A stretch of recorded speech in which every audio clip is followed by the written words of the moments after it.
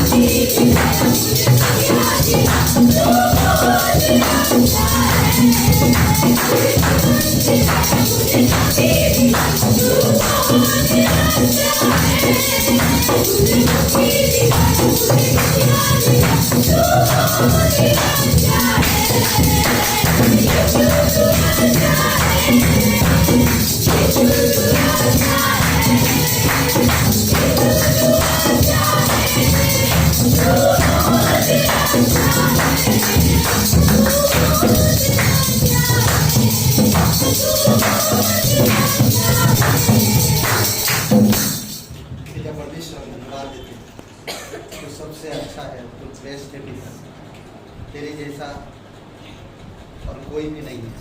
तो हम सभी लोगों से प्रेम करता है। तो हम सभी लोग कभी भी किसी झुंड का या किसी शासक का या किसी व्यक्ति का तो जान नहीं ले सकता, परंतु सभी के लिए तू अपना प्राण दिया। धन्यवाद देते प्रभु यीशु। तू आदर के योग्य और तू महिमा के योग्य है। हमारा हृदय, हमारा मन प्रभु तेरी महिमा करे पिता, हमेशा हमेशा धन्यवाद देते हैं। आदर और महिमा सामर्थ्य योग्य यीशु तू ही तो है। युगानुग जीवी धन्यवाद के योग्य यीशु तू ही तो है। आदर और महिमा सामर्थ्य योग्य यीशु तू ही तो है। युगानुग जीवी धन्यवाद के योग्य यीशु तू ही तो है। गंगाई हो सेना, गंगाई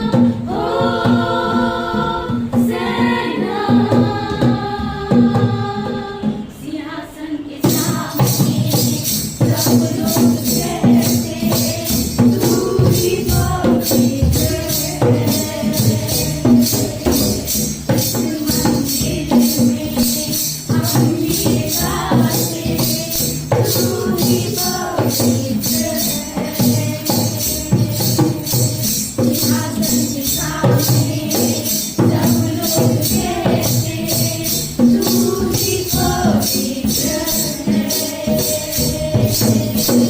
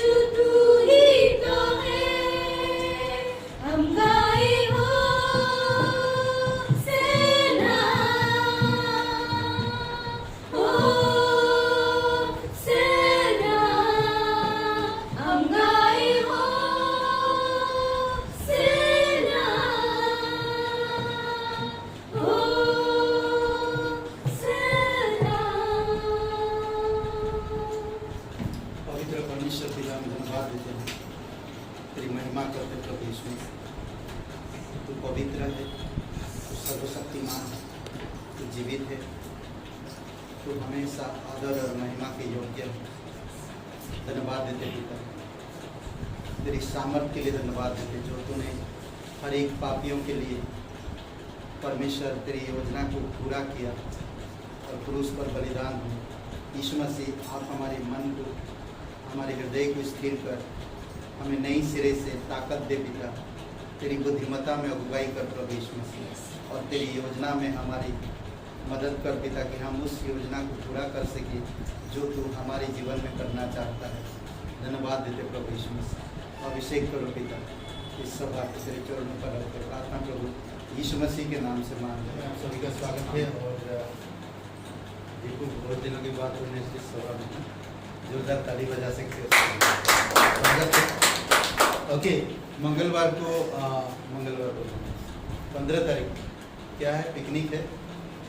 15 तारीख सोमवार पिकनिक है और दीनदयाल पार्क अपने अपनी सवारी से आ सकते हैं। और बस इतना ही है। और कुछ था? क्लास कल है, परसों है, 2 दिन, कल भी है, परसों भी है, सोमवार मंगलवार नहीं, मतलब गुरुवार और शुक्रवार 2 दिन, दोनों दिन क्लास है, ठीक है। और 15 तारीख पिकनिक है, दीनदयाल पार्क, ज़्यादा दूर नहीं जा रहे हैं, नज़दीक है। अगर पानी आ जाएगा तो हम लोग दौड़ के घर आ जाएंगे, ठीक है। दीनदयाल पार्क में सुबह 11 बजे से, और अपने साथ में एक झंडा लेते आइएगा, मतलब झंडा रहना चाहिए, ठीक है। हम लोग जा रहे कुछ ये करने, क्या बोलते हैं, जय धनी का लारे लगा ना वहाँ पर उस गार्डन में, ठीक है। आइए प्रार्थना करते हैं। पिता पवित्र परमेश्वर, पिता हम धन्यवाद देते प्रभु यीशु मसीह के नाम से। और पिता आप हमारे हृदय से आज बात करना, हम सुनना चाहते प्रभु आपसे। तो कब तेरी कृपा और तेरी दया हमें ज़रूरत है। हम कई बार दुखी होते हैं, कई बार निराश होते हैं, कई बार कठिनाइयों में भरोसा नहीं कर पाते। इसका कारण है कि हम सुनते कम हैं। आप हमारी मदद करो पिता कि हम आपको सुने, और क्योंकि तेरा वचन कहता सुनने से विश्वास बढ़ता है और सुनना तेरे वचन से। धन्यवाद देते प्रभु, हम बहुत सारी चीज़ें सुनते हैं तो वचन हम ज़्यादा सुनना चाहते हैं। आप हमारी मदद करो पिता, धन्यवाद देते। अभिषेक करो इस सभा और इस भेंट के लिए भी धन्यवाद देते। यीशु मसीह के नाम से मांगते हैं, आमीन।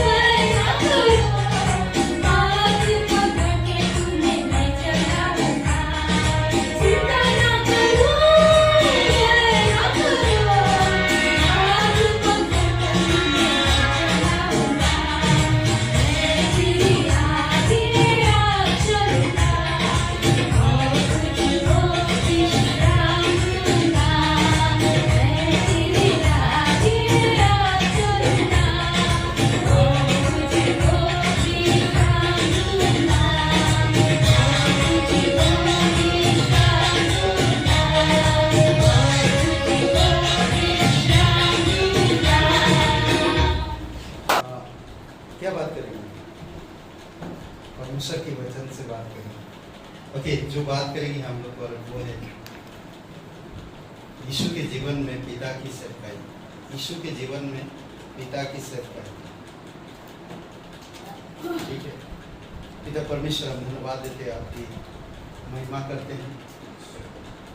तो सबसे पहला मिशन काम शुरू किया स्वर्ग में, धन्यवाद देते। तूने एक व्यक्ति को भेजा जिसका नाम था आदम इस धरती पर, और उसने तेरे आज्ञा को, तेरी बातों को, तेरे कार्यों को सफल नहीं कर पाया।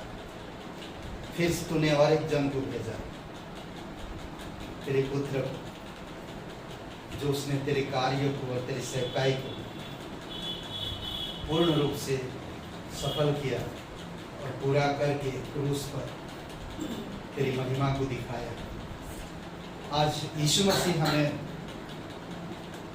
हमारे जीवन से यीशु मसीह की सेवकाई दिखना चाहिए। प्रभु यीशु, आप हमारी मदद करो।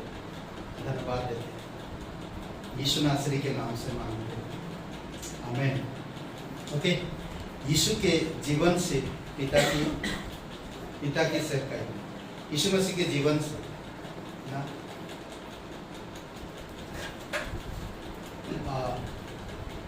मुकेश अंबानी ना, उसका पिताजी का नाम क्या था जानते हैं? क्या नाम था?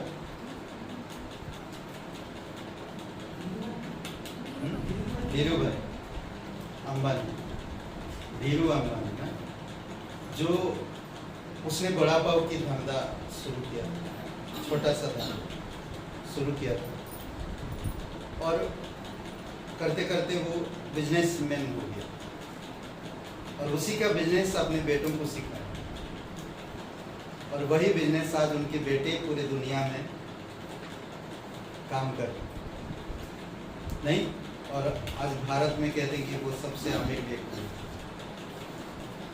तो परमेश्वर पिता भी एक काम शुरू किया 2000 साल पहले या 3000 साल पहले। यीशु मसीह को इस धरती पर भेजा अपना बिजनेस को संभालने के लिए, अपनी मिनिस्ट्री, अपनी सेवकाई को देखभाल करने के लिए, और ये सेवकाई को यीशु मसीह बहुत अच्छे से पूरा किया, बहुत अच्छा से ना।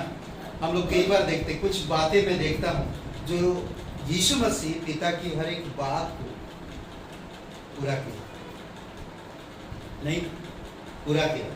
मुझे लगता है ये त्रिएक परमेश्वर का कार्य है, जो अलग अलग समय पर तीनों मिलकर काम किया, पिता, पुत्र और पवित्र आत्मा।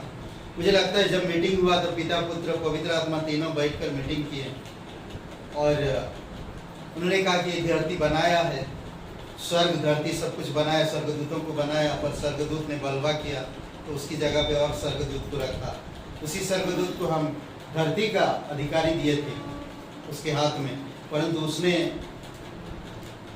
हमसे विरोध करके वो अधिकार छीन लिया। अब हमें वहाँ पर एक ऐसे योग्य लोगों को भेजना है जिसका वो धरती को संभाल सके, और वो था आदम। इसलिए बोलता कि उत्पत्ति का 1:26 में कि परमेश्वर ने आदम को अपनी स्वरूप, अपनी समानता में बनाया और इस धरती पर सारा अधिकार दिया ना, 26-27 वचन में। परंतु उसने परमेश्वर की आज्ञा को पूरा नहीं कर पाया। जिस कार्य के लिए भेजा था वो कार्य पूरा कर नहीं कर पाया। एक देश में कोई जूता नहीं पहनता, कोई भी नहीं, कोई जूता नहीं पहनता, तो दूसरे देश में पहनते हैं, और वहाँ से एक व्यापारी को कहा कि तुझे उस देश में जाकर जूता बेचना है, उस देश में जाकर हम सब कुछ तुझे टिकट देंगे, जाने की खर्चा देंगे, सामान देंगे, तुम्हें सिर्फ वहाँ पर जाकर बेचना है और कुछ नहीं करना। तो वहाँ पर जब गया तो उसने देखा कि कोई भी जूता नहीं पहनते। जब देखा ये बात तो घबरा गया, बोला कि यहाँ कोई कुछ धंधा नहीं होने वाला, कुछ नहीं होगा, क्योंकि यहाँ कोई जूता पहनता ही नहीं है, यहाँ मार्केट चलेगा नहीं। आपका धंधा चौपट हो जाएगा। तो वो वापस आ गया। फिर कुछ साल बाद दूसरा एक उसी कंपनी का दूसरा एक व्यक्ति उस जगह पे जाता है कि हम लोग कई साल पहले वहां पर भेजे थे, तो कोई जूता नहीं पहनता है, तो आप उस जगह पे जाकर थोड़ा देखो। तो वो गया तो देखा कि वहां पर कोई जूता नहीं पहनता। तो बोलता जितना भी इस कंपनी में माल है, हर प्रकार, छोटे बड़े सब, मीडियम, सब प्रकार की माल भेजो, क्योंकि यहाँ पर कोई जूता नहीं पहनता, सब जूता पहने। मतलब सोच सकते हैं, एक ने नकार दिया कंपनी की बात को और एक ने कंपनी को बहुत ऊंचा कर दिया। तो यीशु मसीह और आदम के जीवन में भी यही हुआ। परमेश्वर के बिजनेस को आदम ने डब कर दिया, पूरी तरह से खराब कर दिया, पर यीशु मसीह उस बिजनेस को बहुत ऊंचाई तक ले गए। कैसे कैसे देखते हैं। सबसे पहली बात, परमेश्वर ने अपने बेटे को भेजा। परमेश्वर ने भेजा सेवकाई के लिए ना। यूहन्ना 3:16 में पिता ने पुत्र को भेजा। देखा पिता ने कि इस दुनिया में पाप से भरा हुआ है, हर एक इंसान पापी है, कोई भी ढंग का इंसान नहीं, कोई धार्मिकता में धर्म को खोजता नहीं, कोई परमेश्वर को खोजता नहीं। देखा परमेश्वर ने, और फिर अपने पापी लोगों को बचाने के लिए, उन्हें नया जीवन देने के लिए अपने पुत्र को भेज दिया ना। यूहन्ना 3:16 में क्या कहता ना, क्या बोलते हैं, याद है वचन? परमेश्वर ने, इसलिए परमेश्वर ने अपने इकलौता पुत्र को इस दुनिया के लिए भेज दिया। नहीं, फिर मैं भूल गया। परमेश्वर ने इस जगत से ऐसा प्रेम किया कि उसने जो कोई उसका क्या विश्वास- बोल नहीं रहे आप? बोलना आता है? बोलिए ना, क्या बोलते? क्या सारे लग रहे? बोलिए, जोर जोर से बोलिए ना, आता है ना? परमेश्वर ने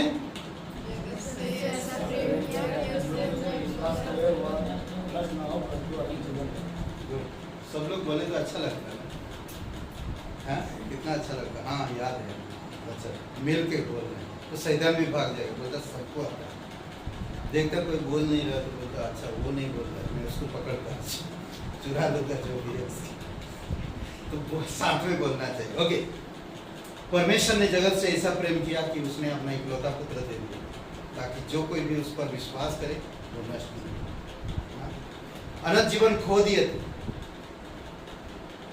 अनंत जीवन के बारे में किसी को पता नहीं था। अपना कर्म, अपना धर्म सब निभा रहे हैं, पर ये परमेश्वर ने पुत्र को भेजा। गलतियों का 4:4 समय के अनुसार वो आया, ऐसा नहीं समय से पहले या समय के बाद बात आए, नहीं, समय के अनुसार वो आया।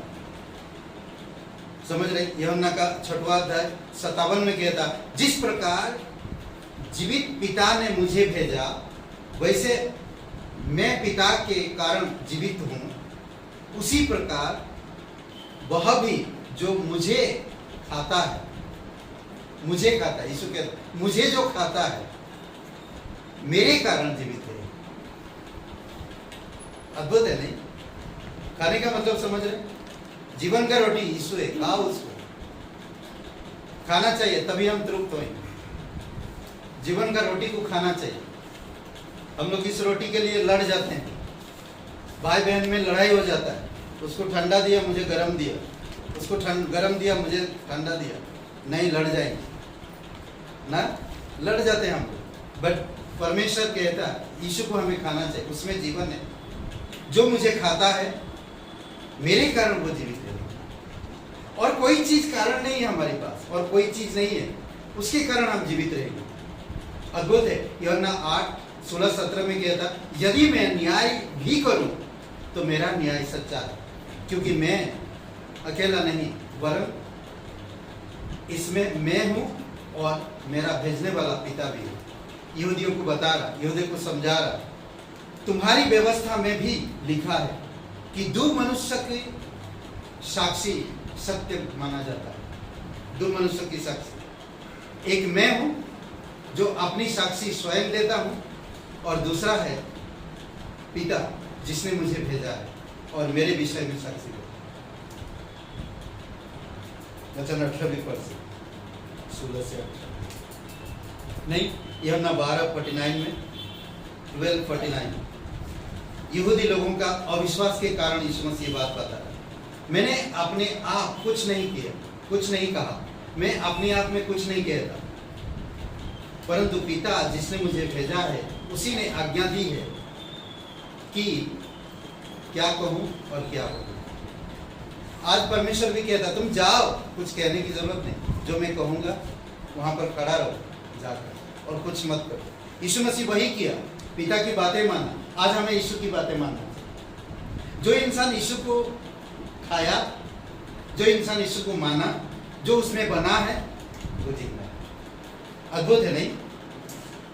पहली बार परमेश्वर ने अपने बेटे को भेजा ताकि दूसरों को जीवन दे सके। और परमेश्वर बेटे इसलिए नहीं आया कि आपको मुझे जीवन दे, वो इसलिए आया कि पिता की सेवकाई को पूरा कर सके। समझ रहे? दूसरी बात, परमेश्वर अपने बेटे पर छाप लगाई, छाप लगाई। समझ रहे? एक छाप दिया, आपको मुझे भी एक छाप दिया गया। समझ रहे? छाप मतलब ना क्या बोलते हैं, एक मोहर लगा है, एक मोहर लगा। समझ रहे? देखिए एक वचन पढ़ते हैं यूहन्ना 6:27 में, उस भोजन के लिए परिश्रम ना करो जो नाश हो जाता है। हाँ? उस भोजन के लिए परिश्रम ना करो जो नाश हो जाता है, परंतु उस भोजन के लिए जो अनंत जीवन तक बना रहता है, जिसे मनुष्य का पुत्र तुम्हें देगा, क्योंकि पिता अर्थात परमेश्वर ने उसी पर अपनी छाप लगाई। सिर्फ यीशु ही वो जीवन दे सकता है। हम लोग तो बहुत परिश्रम करते हैं जो नाश होने वाली चीजों के लिए, पर आत्मिक चीजों के लिए या अनंत चीजों के लिए हम परिश्रम नहीं करते, जो परमेश्वर ने यीशु पर दिया। यीशु के द्वारा हमें मिलेगा। यीशु पे वो छाप है। समझ रहे? अद्भुत बात है ना? छाप एक होता है, पहचान होती है। आज एक लोगो देखेंगे हर चीज का ना, जियो का लोगो ना, हर चीज का एक लोगो होता है। परमेश्वर भी अपने बेटे को लोगो दे, अनंत जीवन का, उसमें छाप है, जीवन, अनंत जीवन का। अद्भुत है नहीं? आज हम लोग देखते हैं अलग अलग गाड़ी का लोगो है, अलग अलग चीजों का लोगो, कंपनी अलग अलग चीज का मालूम पड़ जाता है। ये कंपनी वोडाफोन का वोडाफोन ना, व्हाट्सएप का लोगो कैसा है, यूट्यूब का लोगो कैसा है, फेसबुक का लोगो कैसा है, हम लोग ये लोगो देखकर मालूम पड़ जाता है ये व्हाट्सएप लोगो है नहीं? तो परमेश्वर भी अपने बेटे पर एक ऐसा लोगो दिया है जिसको हम देख सकते हैं, अनंत जीवन। समझ रहे? और वो भोजन देता है जो अनंत के लिए, सिर्फ उसी पर छाप लगाया। तीसरी बात, वह अपने बेटे को सिखाता है। जैसे आज हम लोग क्लास में सीख रहे हैं, वैसा यीशु भी सीखता परमेश्वर से। समझ रहे? जैसे हम बाइबल स्कूल कर रहे हैं, थोड़ा यहाँ से थोड़ा वहां से सीख रहे हैं, यीशु भी परमेश्वर होने के बावजूद भी पिता से वो सीख रहा था कि मैं सेवकाई कैसे करूं। जो पिता को करते हुए देखता है वही वो करता है। समझ रहे? एक वचन देखते हैं हम, यूहन्ना 8वां अध्याय और वचन 28। यीशु ने कहा, जब तुम मनुष्य के पुत्र को ऊंचा उठाओगे तब तुम जानोगे कि मैं वही हूँ और मैं अपने आप से कुछ नहीं करता, परंतु जैसे पिता ने मुझे सिखाया है मैं ये बातें करता हूँ, जैसा उसने सिखाया है। अगर हम सीखेंगे नहीं, यीशु स्वयं पिता से सीखा ताकि उसकी सेवकाई को पूरा कर सके। आज अगर हम सीखेंगे नहीं तो यीशु मसीह के सेवकाई को कैसे पूरा करेंगे? इम्पॉसिबल। हर कोई सीखता है तभी वो करता है। मैं कंप्यूटर नहीं चला सकता अपनी आप, मुझे कंप्यूटर सीखना पड़ेगा, तभी मैं चला पाऊंगा। मैं गाड़ी अपने आप नहीं चलाया, सीखना पड़ा। यीशु मसीह वही कह रहा, मैं यीशु मसीह के जीवन में पिता की सेवकाई को दिखाई दे, तो आपके जीवन में यीशु की सेवकाई दिखना चाहिए, नहीं हमारे जीवन से यीशु की सेवकाई को दिखना चाहिए। नेक्स्ट बात कहता है, परमेश्वर अपने बेटे को सम्मान यानी कि आदर या प्रतिष्ठा करता है, देता है, सम्मान करता है। यूहन्ना 8:54 8:54, ठीक है, कोई पढ़ो एकदम 8 का 54 8:54, 8 का 54, फिर आएगा 55, चौवन के बाद 55 आता है। 55 छोटा होके बड़ा होता है ना, ये तो बड़ा होके छोटा होता है। 54 54, तो एक जन पढ़िए।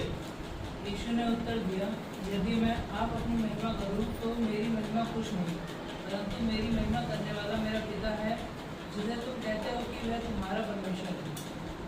मैं अगर अपनी महिमा खुद करूं उसका कोई मतलब ही नहीं ना। आज इंसान खुद अपनी महिमा करते हैं, मैं ये कर सकता, मैं वो कर सकता हूं ना। यीशु ने उत्तर दिया, यदि मैं स्वयं अपनी को प्रतिष्ठा दूं तो मेरी प्रतिष्ठा कुछ भी नहीं। स्वयं अगर हम अपना तारीफ कर रहे हैं तो हम कुछ भी नहीं। इसीलिए मुझे प्रतिष्ठा देने वाला मेरा पिता है, जिसके विषय में मैं तुम कहते हो कि वह हमारा परमेश्वर है।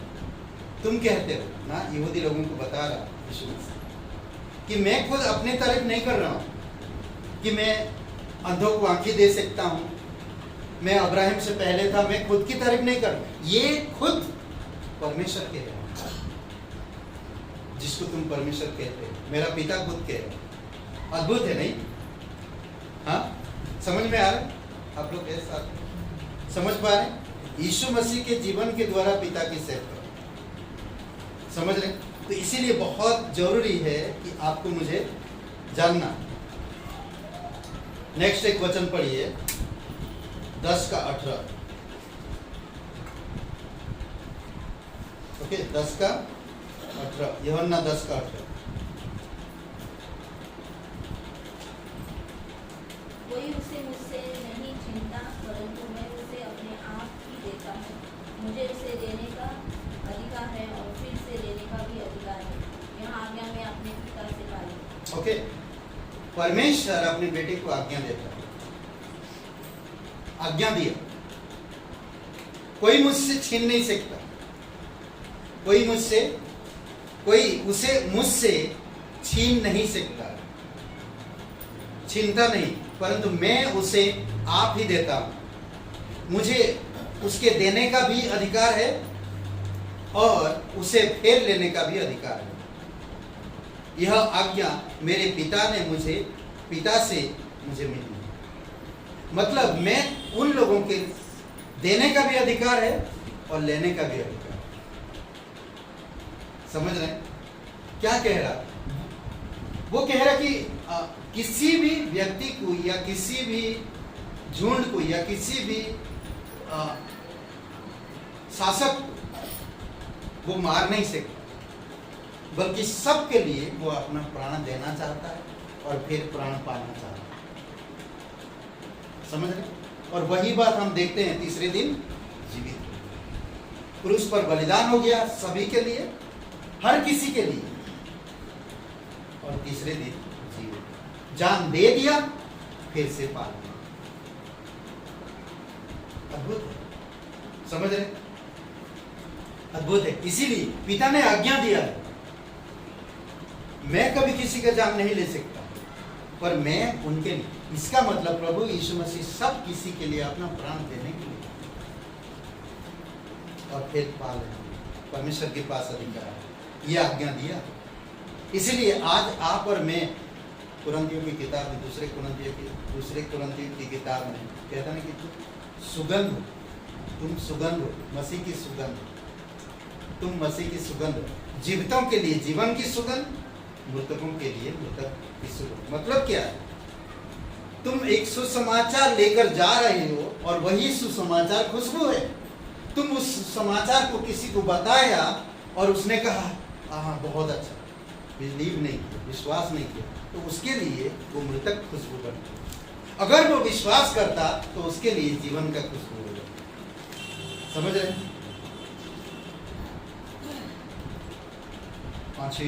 पांचवी छोटी बात देखिए किस तरह से यीशु मसीह सेवकाई कर रहा। परमेश्वर की आज्ञा मान रहा, परमेश्वर से सीख रहा, परमेश्वर का प्रेम है उसके पास, परमेश्वर को सुन रहा, परमेश्वर को देख रहा, सब कुछ कर रहा। नहीं, एक इंसान जैसा परमेश्वर के साथ जुड़ना चाहिए, यीशु मसीह सेम टू सेम वैसा जुड़ के कार्य को अंजाम देगा, आगे बढ़ेगा। समझ रहे? छठवीं बात 8 का 18 पढ़िए। इसमें कहता है कि वह परमेश्वर अपने पुत्र की गवाही देता है। 8 का 18, यूहन्ना 8 का 18। परमेश्वर अपने पुत्र की गवाही देता है। किस तरह से गवाही देता है? मैंने पहले भी कहा था,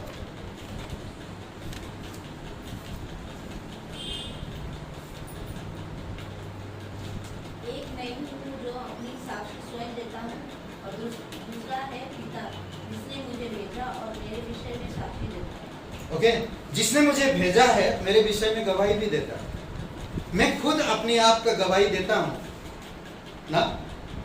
एक तो मैं आप अपनी गवाही देता हूँ और दूसरा पिता मेरी गवाही देता है, जिसने मुझे भेजा है वो भी मेरी गवाही देता है। अद्भुत है।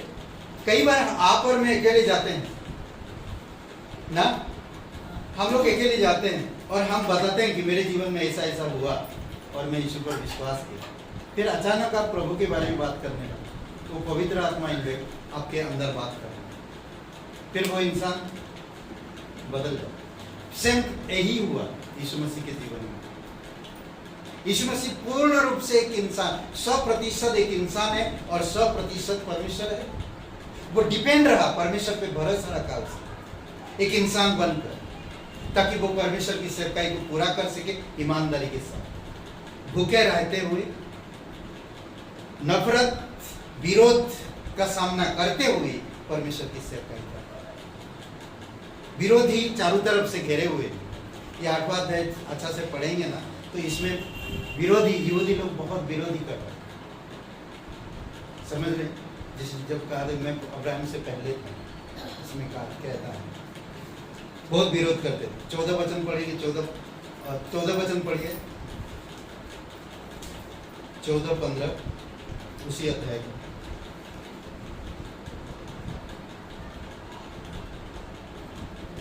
नहीं मिला?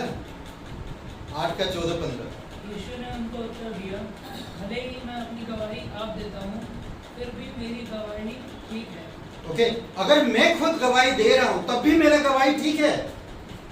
पर तुम लोग जो बातें कर रही हो, तुम कहते हो अब्राहम हमारा पिता है, ठीक है, अब्राहम हमारा पिता है, और तुम अब्राहम के जैसा चलते नहीं, अब्राहम के जैसा भरोसा नहीं तुम्हारी।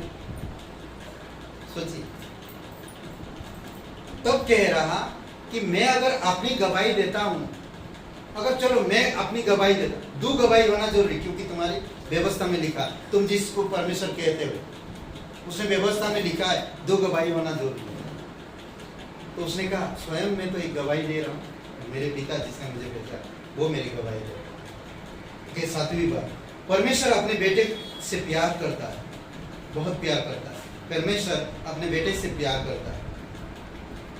यूहन्ना 10:17, पिता इसीलिए मुझसे प्रेम रखता है कि मैं अपना प्राण देता हूँ कि फिर उसे ले लूँ, फिर उसे पाऊँ। अपना प्राण देने के लिए आया और मैं फिर उसे पाऊँ। वो इसलिए मुझसे प्यार करता है। अब्राहिम अपने बेटे से प्यार करता, फिर परमेश्वर की आज्ञा का पालन किया, अपने बेटे को प्यार करता था, फिर भी वो बलि के लिए तैयार होता। तो परमेश्वर भी अपने बेटे से प्यार करता और बेटा भी परमेश्वर से प्यार करता, प्राण देने के लिए तैयार हो गया और जानता था कि मैं उसे फेर पा लूं। समझ रहे? अद्भुत है। नेक्स्ट, वह अपने पुत्र का, परमेश्वर अपने पुत्र का गुणगान करता है। क्या बोलते हैं? गुणगान का मतलब तारीफ करता है, तारीफ करता है। तो ये वचन पढ़ सकते हैं 12 का 28 और 17 का 1। हे पिता, अपने नाम की महिमा कर। हमें भी यही प्रार्थना करना चाहिए, हमें भी आज यही प्रार्थना करना चाहिए। हे पिता, अपनी नाम की महिमा कर। तब यह आकाशवाणी हुई कि मैंने उसकी महिमा की है और फिर भी करूंगा। हे पिता, अपनी नाम की महिमा कर। यानी कि हमारी भी सदैव यही दृष्टिकोण होनी चाहिए, विशेषकर कठिनाई के समय। कठिनाई के समय हम लोग परमेश्वर को महिमा देने के बजाय कुड़कुड़ाने लगते हैं ना, गुड़गुड़ाने लगते, इजराइल लोगों की जैसा ना, जंगल में। ओके, 17 का 1 भी आप देख सकते। नेक्स्ट, मैं भी थोड़ा फटाफट करके चले जाऊं, फटाफट जाऊं। ओके, नेक्स्ट, परमेश्वर अपने बेटे को उठाता है, यानी कि जिलाता है। इफिसियों का 1:20 पढ़ेगा कोई? इफिसियों का 1:20 जल्दी जल्दी बाइबल खोलो, बाइबल कॉलेज स्टूडेंट।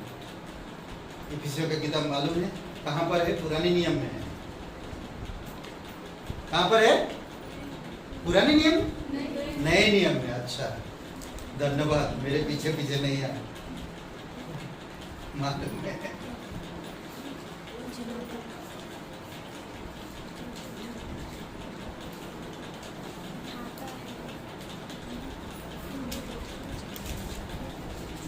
जो उसने मसीह में किया कि उसको मरे हुओं में से जिलाकर स्वर्ग के स्थानों में अपनी दाहिनी ओर। वाह, ये परमेश्वर ना अपने बेटे को मरे हुओं में से जिलाया और अपनी दाहिने ओर बैठा, यानी कि जिलाए, अपने बेटे को जिलाया। ओके, नेक्स्ट, वह अपने बेटे को बड़ा करता है। फिलिपियों का 2 अध्याय 9 से 11 वचन ना, और इफिसियों का 1:20 वही वापस। ठीक है, वह अपने बेटे को बड़ा करता है, श्रेष्ठ बनाता है ना। यीशु मसीह कैसा था? जीरो बन गया, दास बन गया, यानी कि मौत को भी सह लिया, इंसान बन गया। परमेश्वर ने उसको श्रेष्ठ बनाया। क्या बोलता है? सब घुटने उसके सामने, सब जीभ कबूलेगा, हर एक आंख उसको देखेगा और जीभ कबूलेगा कि यीशु ही प्रभु है। लिखा फिलिपियों का 2 अध्याय 9-10 वचन, 9-10-11 नहीं है, गड़बड़ मत लिखिए, मालूम पड़ा उल्टा पलटा लिख दिया वचन। फिलिपियों का 2 अध्याय 9 से 11 वचन पढ़िए, पढ़ लीजिए, अच्छा रहेगा। अच्छा है, पढ़ लेना, बाइबल मालूम पड़ जाए तो।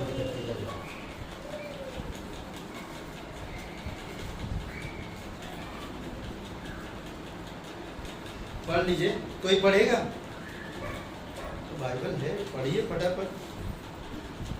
इस कारण परमेश्वर ने उसे अति महान भी किया और उसके वह नाम प्रदान किया जो सब नामों में श्रेष्ठ है, कि यीशु ने नाम पर प्रत्येक घुटने टिके, चाहे वह स्वर्ग में हो या पृथ्वी पर या पृथ्वी के नीचे। इतना बड़ा नाम दिया है कि सब नाम, सब पृथ्वी के ऊपर, स्वर्ग में, पृथ्वी के नीचे, पृथ्वी के ऊपर, हर कोई उसके सामने घुटने टेकेगा। इतना बड़ा नाम दिया। नेक्स्ट, वह अपने बेटे को कलीसिया का मुखिया बनाया। वह अपने बेटे को कलीसिया का मुखिया बनाया। शील ना, हम सब देह है उसकी, अंग है उसकी, देह के अंग है, और वही सिर है। ओके, और ये है इफिसियों का 1 अध्याय 22 वचन। पढ़िएगा। विभीषण का पहला अध्याय 22 वचन।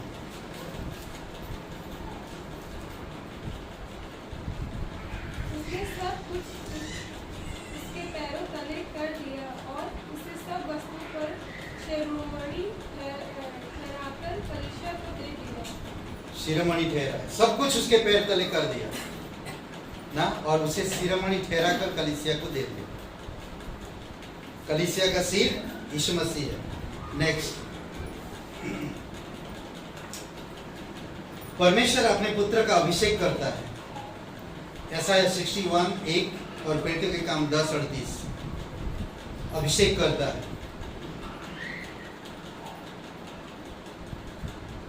ओके नेक्स्ट, वह अपने बेटे से प्रसन्न है, अपने बेटे से प्रसन्न है, खुश है, आनंदित है। यशायाह 42:1, मत्ती का 3:17, वह अपने बेटे में प्रसन्नता देखता है या प्रसन्न है, खुश है। 3:17 मत्ती का, यशायाह 42:1 और मत्ती का 17:5, दूसरा पतरस 1:17। ठीक है, ओके, अच्छा है ना। और 2-3 नियम लिख लीजिए। परमेश्वर अपने बेटे को सुनता है, बेटे का सुनता है। हाँ, सोचिए, परमेश्वर ऐसा सेवकाई कर रहा है कि वो उसका सुनता है। आज बहुत सारे लोग प्रार्थना करते हैं, परमेश्वर सुनता नहीं। बहुत साल लोग परेशान हो जाते हैं, परमेश्वर मेरा सुनता क्यों नहीं, परमेश्वर मुझे दर्शन क्यों नहीं दे, परमेश्वर मेरी प्रार्थना का उत्तर क्यों नहीं दे। लोग बोलते रहते, समझ रहे क्यों? क्योंकि परमेश्वर सुनता नहीं। यहाँ पर कह रहे कि परमेश्वर सुनता है। पढ़िए मत्ती का 26:53, यूहन्ना 11:41-42। वहाँ पर प्रार्थना नहीं करता कि सदैव तू मेरा सुनता है, नहीं करता। यीशु मसीह प्रार्थना करता नहीं। और 12 अध्याय, यूहन्ना 12 27-28, 11 41-42, 12 27-28। समझ रहे? परमेश्वर अपने बेटे का सुनता है, बेटे की सुनता है। पढ़ सकते हैं कोई वचन?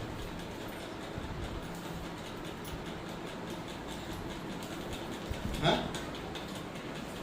परमेश्वर सुनता है। क्यों? क्योंकि परमेश्वर के साथ उसका संबंध एक इंसान होने के नाते भरोसा है, हमेशा आज्ञा मानता है, हमेशा परमेश्वर पे निर्भर रहता है और उसी के आधार पर काम करता और एक्स्ट्रा कुछ नहीं करता। समझ रहे हैं? और नेक्स्ट, वह अपने बेटे की पेशकश करता है। 3:16 ना, ऑफर किया, संसार को ऑफर किया ना, और पेशकश किया, संसार के लिए दे दिया। 3:16 यूहन्ना 18:11, यूहन्ना 3:16 और 18:11 ऑफर करके दे दिया। परमेश्वर ने अपनी सेवकाई धरती को, इस दुनिया को। लास्ट में और ठीक है, वह अपने बेटे को न्याय देता है, न्याय का अधिकार भी देता है। यूहन्ना का 5वां अध्याय 22 और 27 वचन पढ़िए। 22 और 27 वचन, 5वां अध्याय।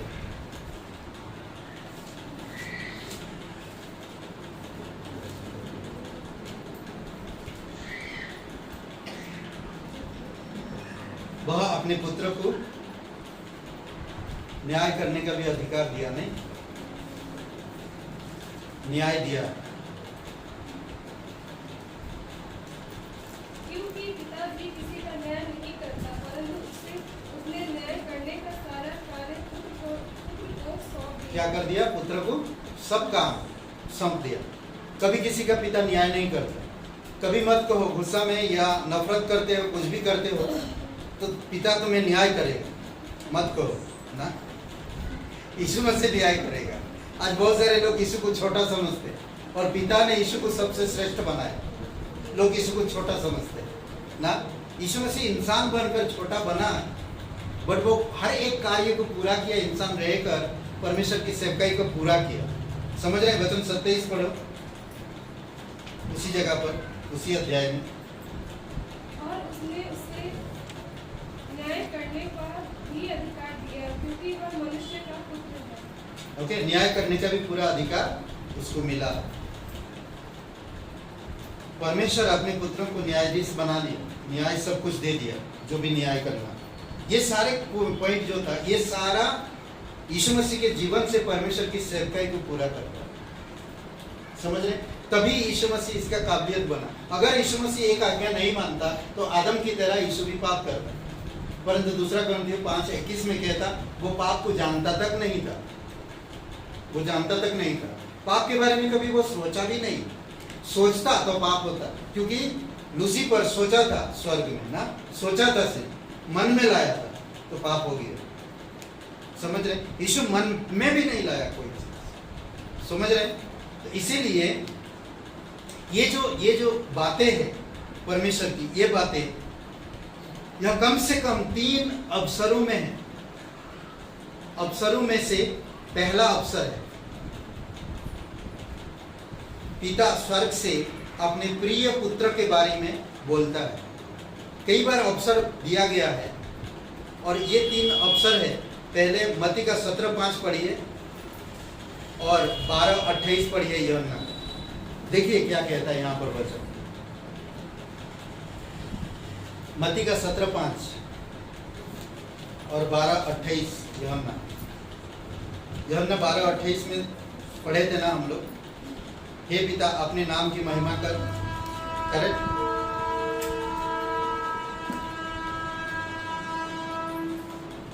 और यूहन्ना 17:5 पढ़िए, सॉरी मत्ती का 17:5 पढ़िए कोई। वह बोल ही रहा था कि देखो एक उज्ज्वल बादल में उसे छा लिया, और देखो बादल में यह वाणी हुई, यह मेरा प्रिय पुत्र है, जिससे मैं अत्यंत प्रसन्न रहता हूँ। ओके, पतरस वहाँ पर जो प्रभु यीशु मसीह का रूपांतर हुआ ना, और वो लोगों ने तीनों को देखा, किसको? एलिया, मूसा और यीशु मसीह। तब उसमें वो लोग सोचा कि मंडप बनाए, यहाँ पर वेदी बनाए, तब आकाशवाणी होगा। ऐसे बहुत कम अवसर है जो आपको दिखने मिलेगा। त्रिएकता के सिद्धांत को पुरानी नियम में संकेत दिया गया है और पूर्वाभास दिया गया है। समझ रहे? यानी कि पहले से त्रिएक परमेश्वर के बारे में पहले से संकेत दिया गया, कुछ जगहों पर बताया भी गया, पर लोग समझ नहीं पाते। यह मसीह की बपतिस्मा के ऊपर, बपतिस्मा के अवसर पर था कि वह पहली बार स्पष्ट रूप से प्रकट हुआ। तीनों, पवित्र आत्मा, पिता और पुत्र, तीनों को एक ही साथ हम देखते हैं। पिता पर पुत्र के जीवन से पिता की सेवकाई को दिखाया जाता है। इसीलिए आज पुत्र आप और मुझसे कहता कि तुम्हारी जीवन से यीशु की सेवकाई दिखनी चाहिए ना, यीशु की सेवकाई दिखनी चाहिए। अगर हम यीशु की आज्ञा को, जैसे यीशु स्वयं परमेश्वर की हर एक बात को मानकर नम्रता पूर्वक हर एक काम पूरा किया, तो आप और मैं भी यीशु के बात मानकर हर एक काम को पूरा कर सकते। आइए प्रार्थना करें। पिता परमेश्वर, हम धन्यवाद देते हैं, तेरी स्तुति महिमा करते, जीवित और पराक्रमी परमेश्वर, सारा महिमा हम तुझे देते हैं। धन्यवाद देते इस दिन को प्रभु यीशु, तू इंसान बनकर पिता के हर एक कार्य को पूरा किया, उसकी सेवकाई को तू कंप्लीट किया, और क्रूस पर हम आखिरी देखते हैं कि तूने कहा, हे पिता, तेरे कार्य को तूने पूरा किया है। पूर्ण कार्य पर आज हम विश्वास करते हैं, तूने सब कुछ पिता के कार्य को पूरा किया और तीसरे दिन जी उठा। इफिसियों का पहले अध्याय वचन 20 में देखते हैं कि पिता के दाहिने और आज विराजमान है। धन्यवाद देते प्रभु यीशु, धन्यवाद देते पिता परमेश्वर, धन्यवाद देते तेरे कलीसिया, धन्यवाद देते तेरी पवित्र आत्मा के लिए, जो हमें थोड़ा थोड़ा करके आप जो सिखाना चाहते हैं वही सिखाता है, हमें बढ़ाता है, हमें नम्र करता है, हमें अगुवाई करता है। धन्यवाद देते प्रभु यीशु, जो आपसे करते हुए देखता है वही हमें सिखाता है। धन्यवाद देते पिता, हम सीखना चाहते, हम बढ़ना चाहते, आपके कार्यों को लेकर आज्ञा मानना चाहते, आपके साथ संगति करना चाहते, हमारे जीवन से आपकी महिमा होने पाए। प्रभु यीशु आप हमारी मदद करें। धन्यवाद देते आज का दिन को इस समय को प्रार्थना प्रभु यीशु मसीह के नाम से मांगते हैं, आमीन। आइए हम लोग खड़े होते हैं। यीशु मसीहा की जय बोलो, जय बोलो, जय बोलो। यीशु मसीहा